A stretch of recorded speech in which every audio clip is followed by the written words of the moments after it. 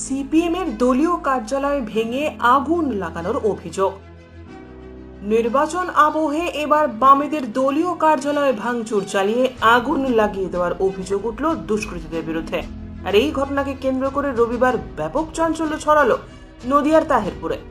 সূত্রের খবর, তাহেরপুর পুরসভার 10 নম্বর ওয়ার্ডে লোকসভা নির্বাচনকে সামনে রেখে এক দলীয় কর্মীর বাড়িতে অস্থায়ী পার্টি অফিস তৈরি করে তাহেরপুর সিপিএম। অভিযোগ, শনিবার রাতে সেই অস্থায়ী পার্টি অফিসেই হামলা চালায় দুষ্কৃতীরা। পার্টি অফিসে ব্যাপক ভাঙচুর চালানোর পাশাপাশি দলীয় পতাকা ফেস্টুনে আগুন লাগানো হয়। রবিবার সকালে বিষয়টি সামনে আসার পরেই উত্তেজনা ছড়ায় এলাকায়। তাহেরপুর সিপিএম নেতৃত্বের দাবি, এই হামলার পিছনে বিরোধী দলের চক্রান্ত রয়েছে। কারণ নদিয়ার তাহেরপুর পৌরসভা এলাকা সিপিএম এর শক্ত ঘাঁটি, আর লোকসভা নির্বাচনে সিপিএম কে দুর্বল করার জন্যই পরিকল্পিতভাবে এই ধরনের হামলা বলে দাবি করছে সিপিএম নেতৃত্ব। গতকাল রাতের বেলা কিছু দুষ্কৃতী যারা শাসক দলের মদতপুষ্ট, তারা আমাদের যে অলোকেশ দাস প্রার্থী ছিলেন তার প্রচার দেখে ভয় পেয়ে ভীত সন্ত্রস্ত হয়ে নির্বাচনে পরাজয়ের ভয় পাচ্ছে তারা।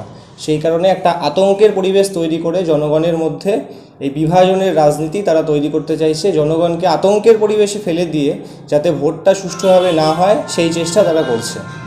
যেই কারণে গতকাল রাতের বেলা এই দুষ্কৃতীরা তারা সিপিআইএমের যে নির্বাচনী কার্যালয়, সেই কার্যালয়ে হামলা করে, সেই কার্যালয়কে ভাঙচুর করে এবং প্রায় সেই কার্যালয় থেকে 200 মিটার দূরে কার্যালয়টাকে তুলে নিয়ে গিয়ে উপড়ে ফেলে তাতে পেট্রোল ঢেলে ওয়ার্ডে যত ফ্ল্যাগ লাগানো ছিল সেগুলো একত্রিত করে সেগুলো জ্বালিয়ে দেয়। এই বিষয়ে আমরা থানায় যথারীতি লিখিত অভিযোগ করেছি এবং অভিযোগের ভিত্তিতে একজনকে গ্রেপ্তারও করেছে পুলিশ। কার বিরুদ্ধে মূলত অভিযোগ?